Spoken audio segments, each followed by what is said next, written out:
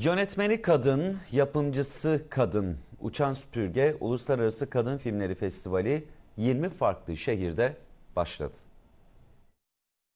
Gelin bu festivali birlikte yapıyoruz. Türkiye'nin ilk kadın filmleri festivali olan Uçan Süpürge, kadın sinema emekçilerini bir araya getirdi. Bu sene 20. yaşını kutluyor. Biz 21 yıl önce kadın örgütleri arasında iletişim, işbirliği ve dayanışmanın artması için yola çıkmıştık. Sinema Eleştirmenleri Birliği Fibriski'nin dünyada ödül verdiği tek kadın filmleri festivaliyiz. Tarihte ilk kez kadın yönetmenler ve kadın yapımcılar bir arada. Filmlerde yönetmen koltuğuna kadınlar oturdu.